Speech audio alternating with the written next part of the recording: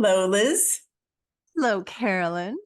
We're recording another episode in our same clothes. We're going to be recording a few episodes in our same clothes. And I was thinking about this morning. So there are a couple of male motivational awakening type people that I sometimes listen to. And I notice that they often film in black t-shirts or white t-shirts, right? This is like a thing.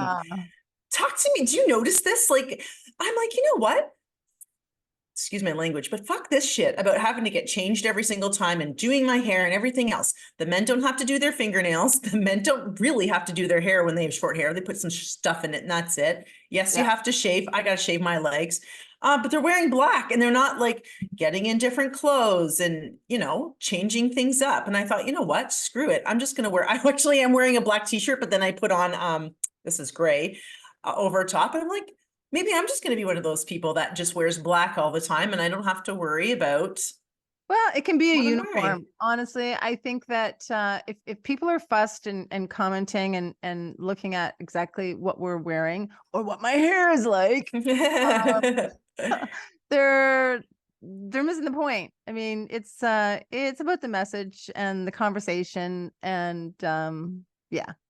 So keeping the rest of it, even the technology as we're doing by just recording on Zoom and not being in a professional podcast studio, is keeping it simple and allowing us to get this message out, which I and you believe is important and helpful for people.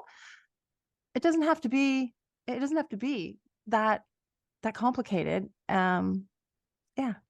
And when it needs to be more professional, we will have the resources. Oh, we can do it. We and know how to it do will it. all come together as it needs to with the perfect people. And it likely will not be us overseeing that part of it. Somebody's going to do my hair. Somebody's going to do my hair and my makeup. Oh, wouldn't that be nice? Did when you filmed the TV show, they did your hair? Did they do your hair and makeup, or did you do your hair and makeup? They did. They touched up. They touched up, but they didn't do from scratch. So my hair was pretty basic. The makeup, they like to do their thing so that the I don't shine on the cameras, apparently. Right. And that's a different kind of makeup than I think what any average person does to go in public. So exactly. Yes, and yeah. So today I wanted to just but talk about the Epiphany Hospital. This chapter starts off it's like kind of sad the way it was a good start off to the chapter, because you talk about being in a track meet and deciding to leave and running home. Do you want to just briefly touch on that or no? Well, the thing here, I'll just tell you, the thing that hit me about it was you thought life was going to be different. Yeah. And it wasn't necessarily. And that's just so like, it was an epiphany, but not all epiphanies are positive or uplifting or hopeful. Sometimes epiphanies are hard realizations. And yet they're every bit as important as the really great epiphanies. So that's a judgment, right? So we might say that epiphany was hard or difficult, but that's a judgment. That epiphany, that epiphany for me, that because Linda's remains were found and we had that closure, and initially I thought that it would change everything. It would solve everything, that I wouldn't be afraid anymore, that the killer would be caught, that my mom would love me, that life would be blissful. That's not what happened. And when I realized that, I think that it was helpful in a much different way. And it was a realization that shaped my future. Yeah. The Epiphany Hospital can be a really great place to go, and can shift us onto a whole different trajectory that is for our highest and best good, and help us learn some really important soul lessons. It's the hardest way to learn it, usually, I mean, we've been given other chances to learn that lesson along the way. And when we aren't ready to, or aren't able to, or are resistant or stubborn to learning that, the universe just keeps up in the ante, until we're left with no choice really but to see it. And so the Epiphany Hospital can be an emotional awakening place, a spiritual awakening place. It also can be where we realize for the first time that our physical bodies hold all of the trauma and stress and pain that we haven't released. And that also is an awakening, and a very painful epiphany. It's not where you want to end up. I mean, it's okay to end up there for a short time or just once, but it can be a very dangerous place Interesting. as well. And because Yeah. why? Well, because if we don't get the intel, if we don't get the message after landing in Epiphany Hospital, then we're really at risk. Then the diseases continue. The body will continue to deteriorate, and I mean, our physical health is, and our mental health is the true wealth, right? It doesn't matter how much money we have, or how many things we have, or how smart or successful we are. If we don't have our physical and mental health, life is not enjoyable. Yeah. I mean, that's not true. It can be. It certainly is a whole different level of challenge, right? I'm not saying that we can't find peace or joy with physical challenges, because we can, but it's different. Well, it's sort of akin to, if you have your hand on the stove, you can still Right. do things, but it's going to hurt more than it needs to. Mm. But it's learning to take your hand off the stove, or learning that, oh, my hand's on the stove and I don't have to have it. Now what? Yeah. Now what do I do Yeah. with this? Right. So Yeah. It's hopefully where we make connections. And connections is a challenge for me oftentimes, but the Epiphany Hospital is hopefully where we make the connection between our thoughts and our feelings and our emotions, and how they live and flow in our physical bodies, and how they affect our mental health and our physical health. It's where we make the connections about how to live our best lives. I love that. Right? And on page 130 in your book, you said, and for those interested in doing the work, support departments are located on the top floor, where you'll find psychologists, psychotherapy, physiotherapy, and hypnotherapy, nutritionists, infection control, and counseling too. There's even a finance department and a chaplain. Personal trainers, life coaches, and meditation circles also exist. Epiphany offers intuitive healers and spiritual awakeners, art therapy and nature therapy, anger release therapy, addiction treatments, and support for family members. Options abound for awareness and support here. Epiphany offers us a chance to stay at the hospital if we need any of these services urgently. And I love that there's so many tools and so many support systems out there today to help us through, because like your journey took you to the place. My journey didn't take me to the place. My journey took me somewhere else, right? And it's just different supports and different tools.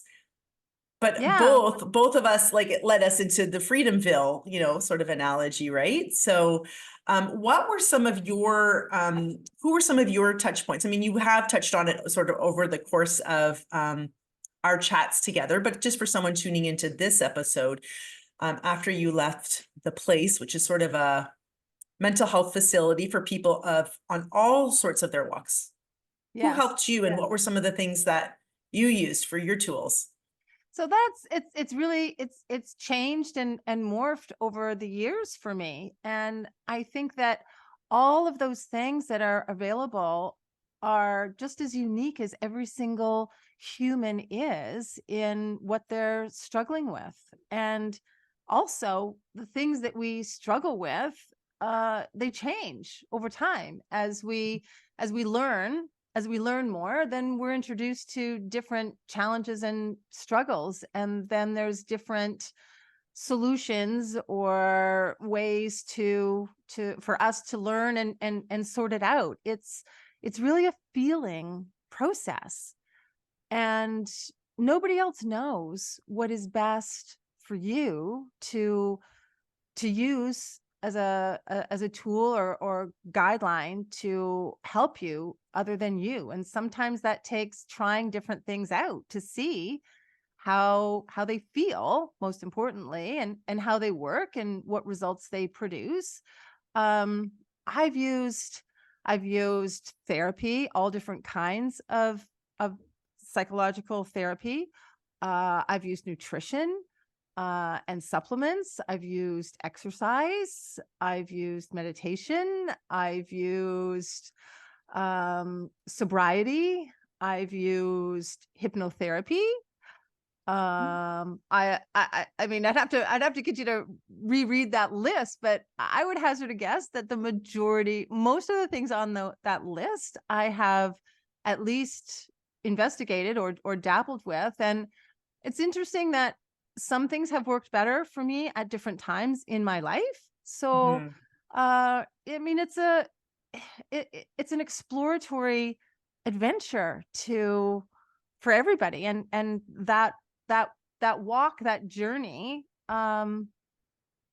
is very unique. So Yeah. what worked for me might not work for someone else. And what worked for me last year might not work for me next year. Right. Yeah. I Yeah. think the important thing is to be curious and to keep an open mind and to not judge, to just try it on and see how it feels. I like So that. Not judge yourself yes, or others, because everyone's on a right? different path, right? And so, Yeah. so I have friends that love yoga, and yoga's been a I've huge used yoga healing thing for too. them. And I've Yep. just never gotten into yoga, Huh. which is just not been part of my journey. But it doesn't mean that yoga's wrong, or doesn't mean that me not doing it is right. It's just different for different people, and like, what is the thing that you need in this moment? And then also being willing to let go of a tool, to know like that was just um it was just an instrument to help us get back to ourselves, because that's Yes. really what we're trying to connect with, is just within, for the most part, you know. Absolutely. And we also can outgrow things that used to provide more satisfaction. And they aren't doing it anymore. Mhm. Um, and then we're introduced to something new. Yeah, So I think the point is to just be open and to keep going yeah. and One of keep the lessons searching. One of the lessons I've had recently is that, like, when you outgrow something, it doesn't mean that it was bad. It doesn't mean No, or that somebody else can't use it at that time, at another time. It's just you're just ready for different now. It would be like exactly. being on I mean, I don't want to go to the same place all the time. I want to try different places. That's, so that makes sense. Yeah. And I think that, not I think, I believe that the right opportunities will show up, the right people will show up Mhm. to help us, to guide us, um, when we're ready, when we need it. And so Mhm. there's a trusting involved too, that if you don't know which way to go or what to do, to just be open and aware of, and get out there in the world, and and see what see what shows up. Mhm. I love that. It's true. We have to be open to, as you say, be aware of the things that are coming our way, because I've heard people say, "Oh, nothing ever happens. Nothing ever happens." And I'm like, "I just noticed 4 things that happened within your life and you didn't notice it." So to be aware is part of the process too. And like you say, to try it, and even if you don't think it's for you, maybe it could be, right? So Exactly. And I think that, back to the previous episode, which was just a few minutes ago, uh, that awareness gets stronger, and that practice gets more ingrained with the help of meditation regularly. yeah. Yeah. I mean, I Yes, think that, yeah, the yeah. benefits of meditation flow into our regular lives, and we need to be living our lives and getting out into the world. I mean, none of this is going to happen if we're locked inside our houses. Yeah. Yeah. Totally. I love that. It's not just about meditating 24/7.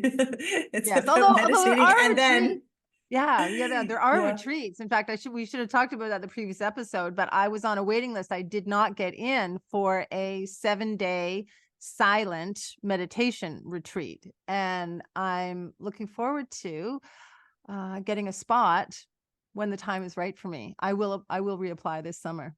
So I that'll love be that. Yeah, my energy worker does those as well, but different.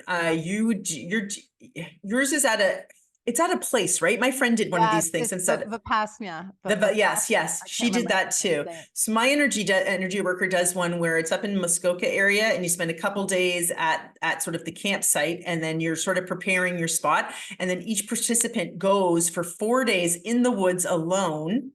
He does this in April. Can you imagine April Cool. Is and there still snow up September? there in April?